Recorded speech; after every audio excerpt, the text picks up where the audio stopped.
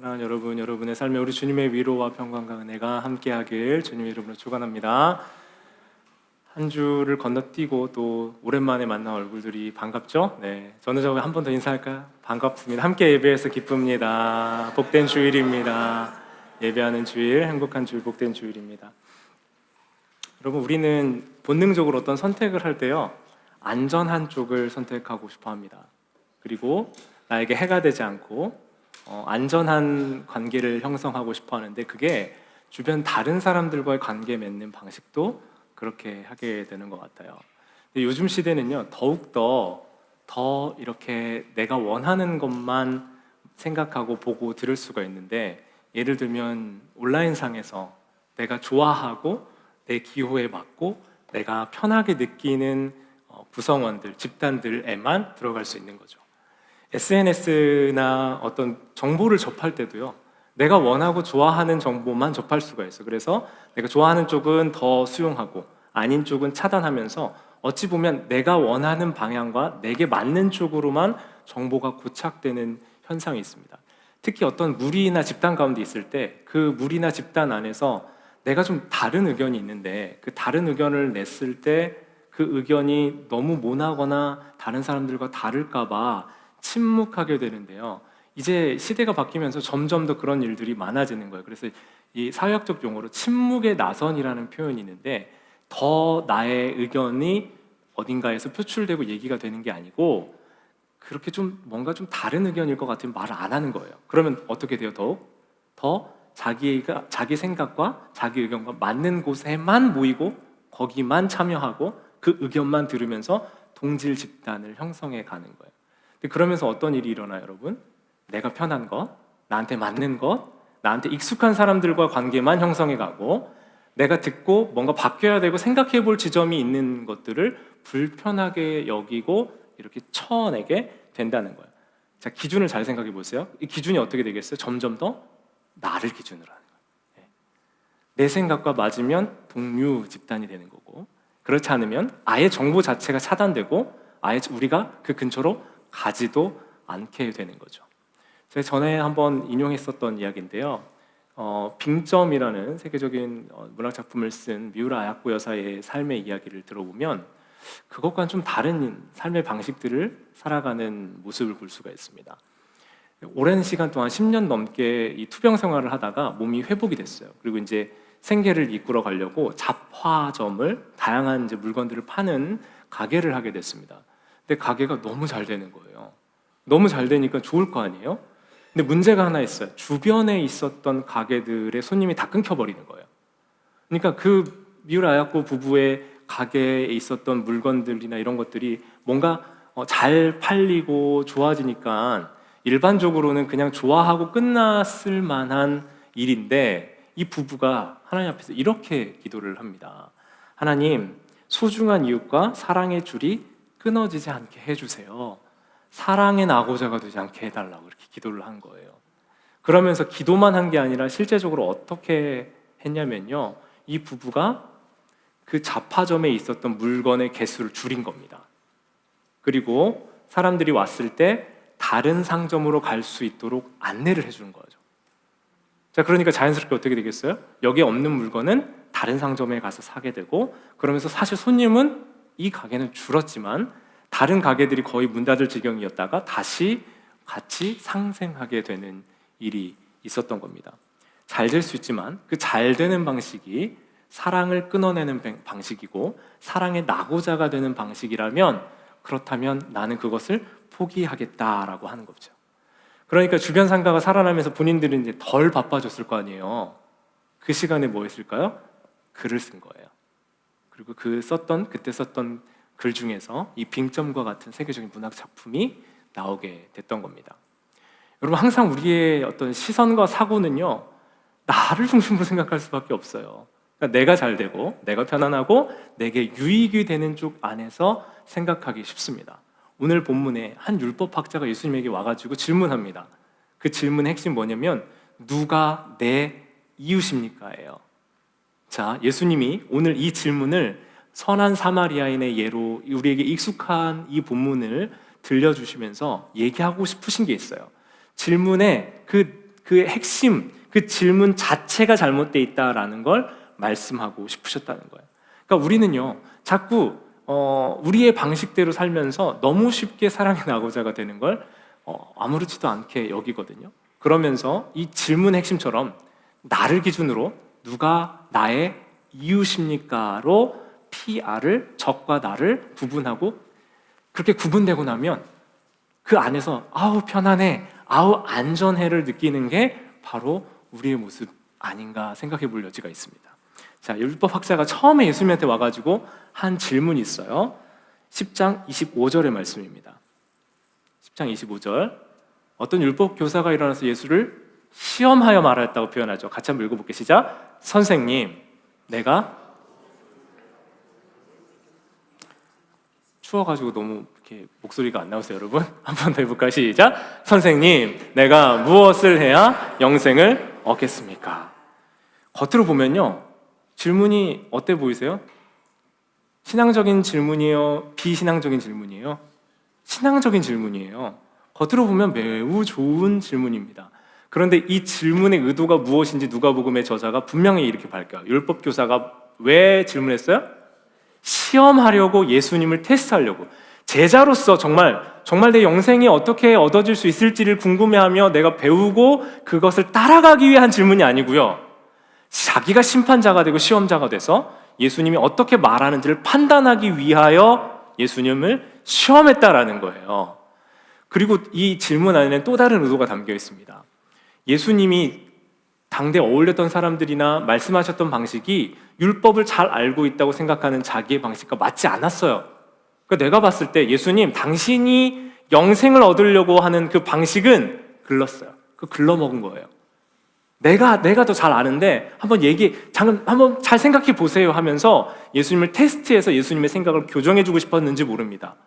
그리고 예수님을 시험했다라는 이 말 안에 나의 옳음, 나는 잘 알아요, 내가 잘 아는 걸 좀 알려줄게요 하는 숨겨진 의도가 담겨 있을지도 몰라요.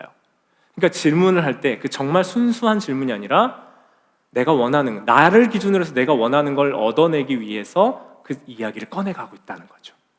근데 또 한편으로는요, 또 다른 측면이 있어요. 율법을 어렸을 때부터 잘 알고 평생을 지켰다고 하는데 그 마음속에 허전과 공허함이 있는 거예요. 내가 하나님을 아는데, 내가 이걸 잘 알고 있는데, 이걸 내가 잘 지켰다고 생각했는데 뭔가 한계가 있다고 느끼는 거죠.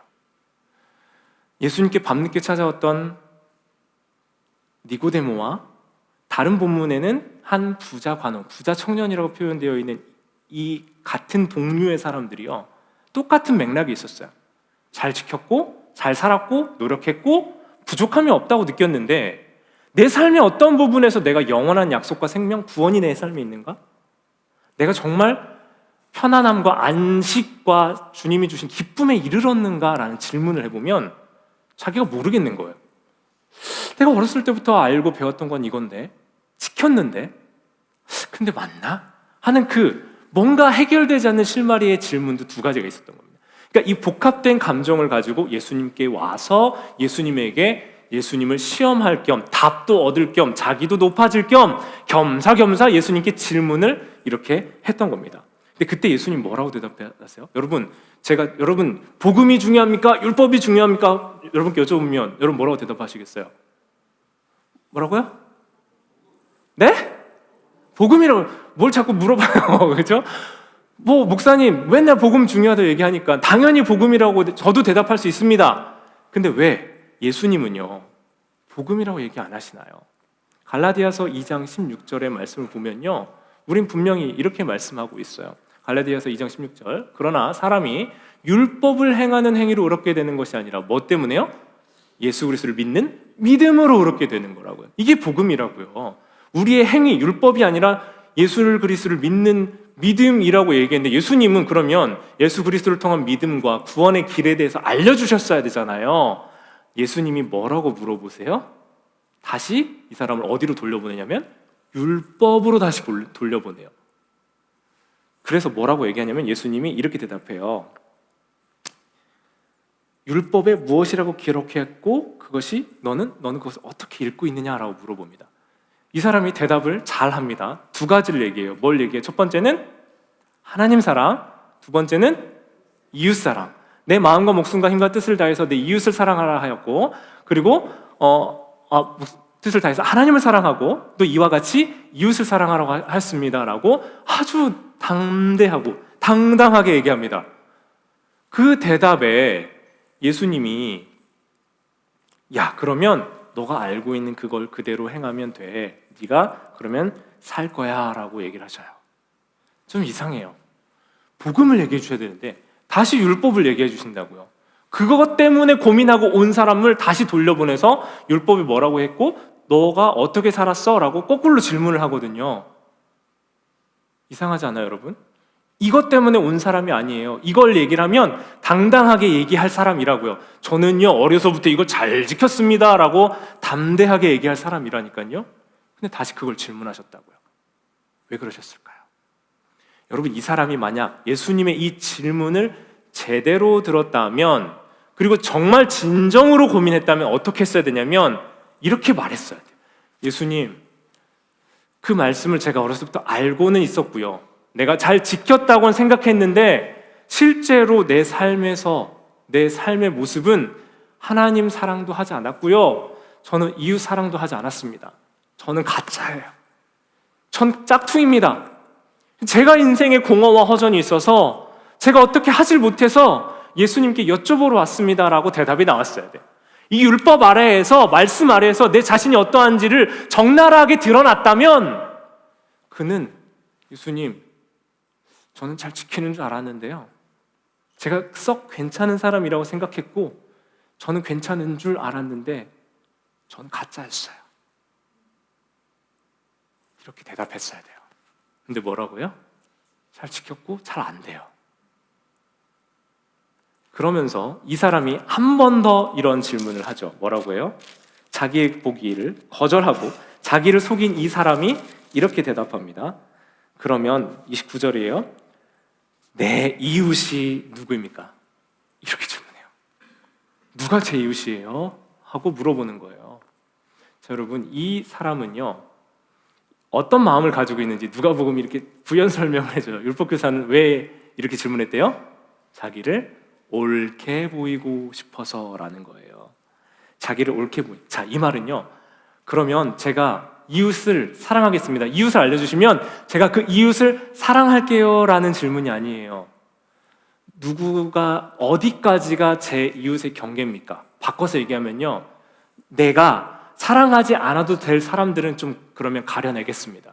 예수님, 당신은 어디까지가 이웃이라고 정하시겠습니까? 하고 질문하면서 내가 사랑하지 않아도 될 대상들을 알고 듣고 정해달라라는 질문인 거예요.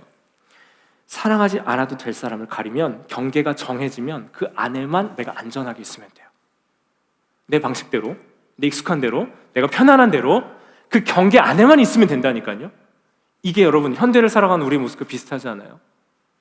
사랑의 경계를 정하고 관계의 경계를 정하고 내가 익숙하고 편한 경계를 정해요. 그리고 그 정해진 경계 안에서 나는 안심합니다. 편안합니다. 고민하지 않아도 되고 아프지 않아도 되고 마음 힘들지 않아도 되고 스트레스 받지 않아도 되는 거예요. 사랑할 대상을 결정하면 사랑하지 않을 대상이 정해지는 거죠.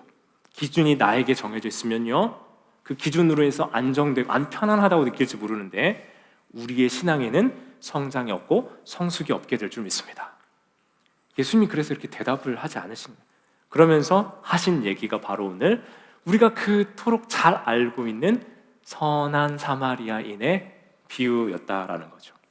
여러분, 예수님이 이렇게 그에 대한 대답을 누가 내 이웃입니까? 하는 경계를 정해달라는 질문에 이렇게 이야기를 시작하세요. 어떤 사람이 길을 가다가 강도를 만났어요. 근데 어디서부터 어디로 가냐면 예루살렘에서 여리고로 가요. 자, 예루살렘은 이스라엘의 성전 중심지고요, 예배의 초소가 있습니다. 거기에서 여리고로 가는데 지대로 보면요 한 1km 정도, 한 0.6마일 정도 되겠죠. 이렇게 쭉 내려가야 돼요. 그 거리가 어느 정도 되냐면 27km 정도, 그러니까 뭐 20마일 정도의 거리니까 이렇게 쭉 그 가파르게 내려가야 되는 고지대에서 저지대로 내려가야 됩니다. 근데 이 길을 가다 보면 산지가 있고 험하고 또 숨을 데가 있고, 거꾸로 얘기하면 도둑들이 매복해서 숨어 있다가 나쁜 일 하기 좋은 지형이었던 거예요. 그래서 그걸 어떻게 표현하게 됐냐면 이 길을 피의 길이라고도 표현했어요. 피의 길. 그러니까 너무 위험하고 무법천지의 길이었기 때문에 이 무서운 길을 어떤 사람이 내려갑니다. 가는데 이 사람 옷이 다 벗겨져서 이 사람 신분이 누군지 알 수가 없어요. 신분이 누군지 알 수가 없으니까 사실 신분이 누군지 예수님 의도적으로 말씀하지 않으시지만 주로 이 길은 누가 이용했냐면 유대인들이 이용했던 길이에요.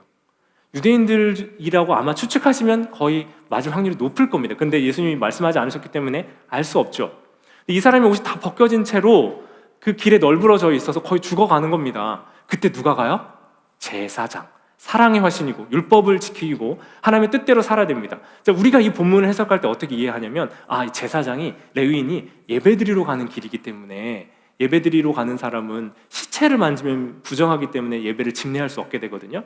그러니까 그것 때문에 아마 이 사람은 그냥 피해서 갔을 것이다 라고 얘기하잖아요. 본문을 잘 보면 그게 아닌 걸 알 수 있어요. 지금 어디서 어디로 간다고요?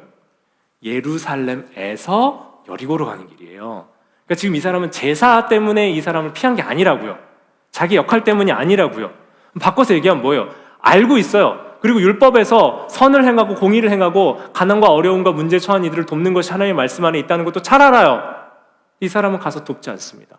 뭐라고 표현되어 있어요? 제사장이 그 길로 내려가다가 그 사람을 보고 피하여 지나갔다. 레위인도 피하여 지나갔다라고 표현해요. 자, 그러면 그 말은 뭐예요? 여러분, 이렇게 가다가 이렇게 그냥 가는 게 아니고요. 보고 피해서 지나갔다는 거예요. 의도적으로 내가 이 사람을 거치지 않으려고 노력해서 지나갔다라는 겁니다. 몰라서 지나간 게 아니라 알고도 지나간 거예요. 자, 그러면 바꿔서 얘기하면 그들은 가야 할 곳이 있었고 해야 할 일이 있었고 인생의 목적이 있었고 그것보다 우선되는 자기들의 가치가 있었던 거예요. 복잡해지고 싶지 않았어요. 이 현실적인, 여러분 잘 보세요. 우리 모습이에요. 레위인과 제사장의 모습이 우리 모습이라고요. 복잡해지기 싫고 신경 쓰기 싫고 불편해지기 싫고 괜히 개입돼서 무슨 일이 생길지 모르니까 피하는 게 우리 모습 아니냐고요. 그러니까 율법학자의 질문을 잘 보세요. 누가 나의 이웃이냐? 이 질문은요, 돕는 사람 입장에서의 질문이죠. 누구 기준이에요? 돕는 사람. 레위인과 제사장을 기준으로 내가 돕는 입장이니까 내가 도울까 말까를 내가 정하는. 저 사람이 내 이웃이면 도와주고 아니면 안 도와주면 돼요. 그 경계를 내가 정하면 됩니다. 근데 예수님의 질문은 강도 만난 사람의 입장으로 이 질문을 바꾸어서 데려갔어요. 누가 이 강도 만난 자의 이웃이냐? 라고 질문을 바꾸신다고요. 질문이 바뀌는 걸 여러분 이 본문의 내용과 예수님의 의도를 잘 보셔야 돼요.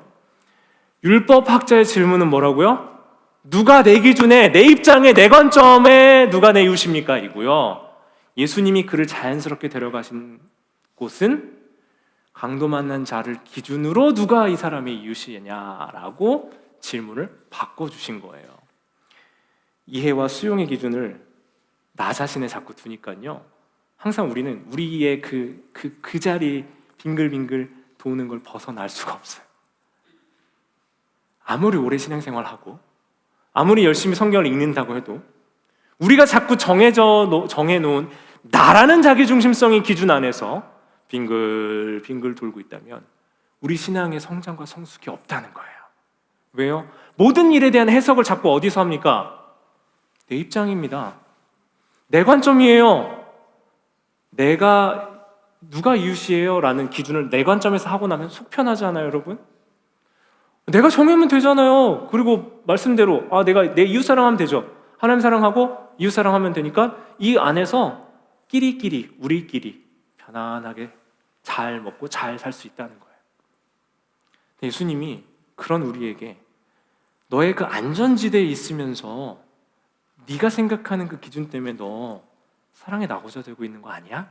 라는 질문을 이 선한 사마리아인의 이 비유를 통해서 이 사람과 주변에 있는 이들에게 들려주고 계신 겁니다. 그러니까 이 예수님의 비유를 들을 때요, 예수님이 뭔가 한번 비틀어서 꼬집고 있는 게 있어요, 여러분. 옆에 사람 살짝만 꼬집어 주세요. 네.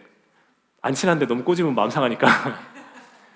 빗들어서 꼬집는 게 있어요, 여러분. 예수님의 비유를 우리가 잘 보셔야 돼요. 그냥 편안하게 이런 맨날 익숙하고 알고 들었던 이야기가 아니라 뭔가 우리가 생각하고 편안하게 안심하고 내가 듣고 싶은 대로 예수님의 비유를 보면서 그래, 우리도 열심히 잘 도와주고 남을 도와주는 좋은 사람이 되어야지 하는 차원에서 더 이상 나가지 못한다니까요.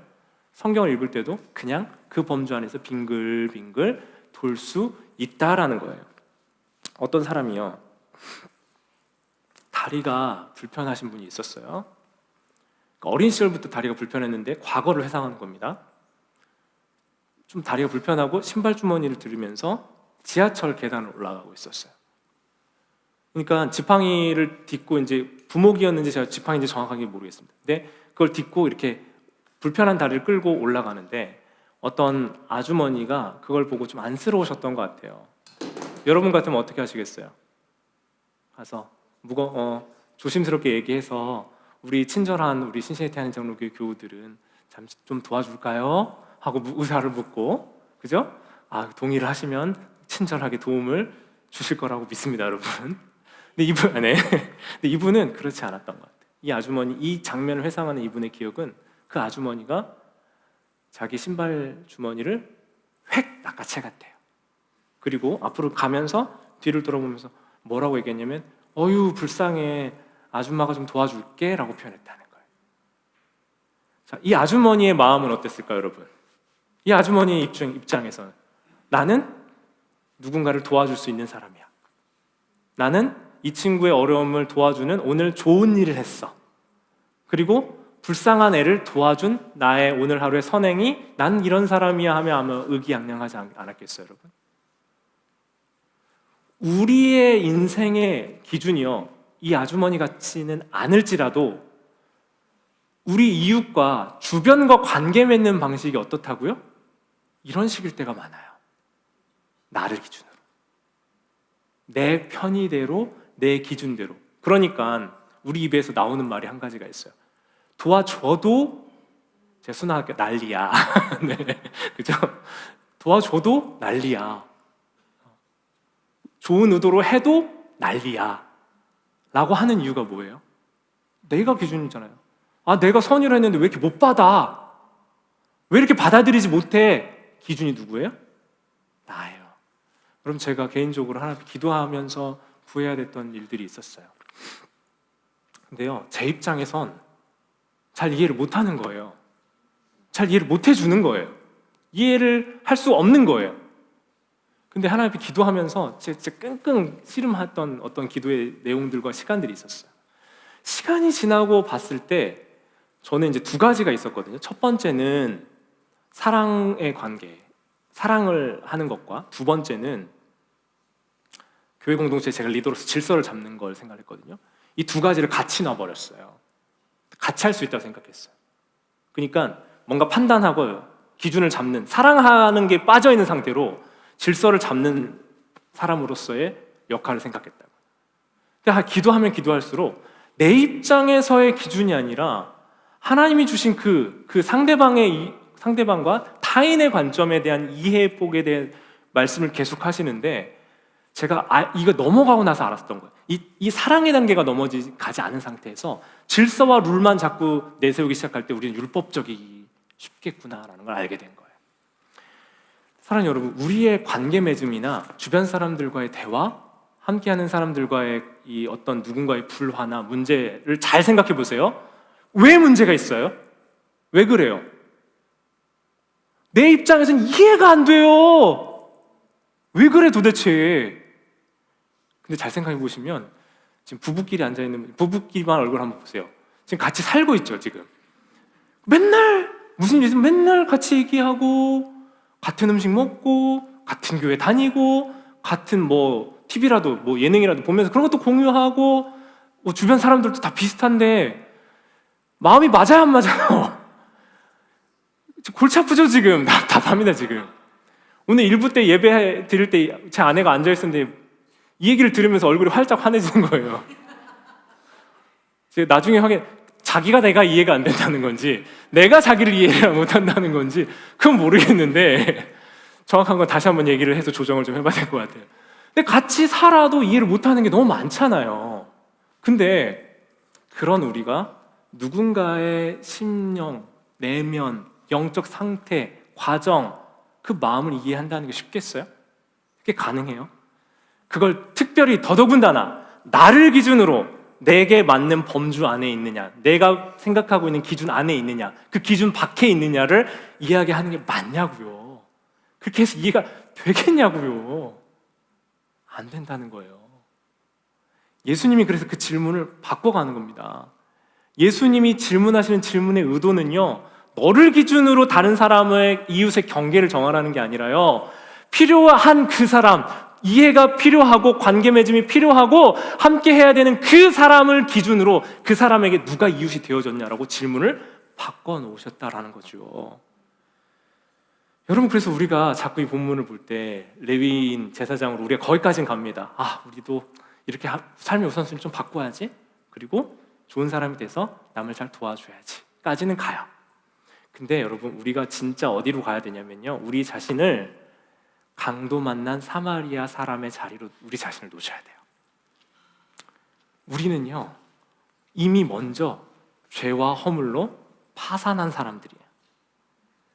기독교 신앙이 이야기하는 우리의 자기중심성과 죄성, 우리의 타락과 우리의 끝은요, 죽음이라니까요.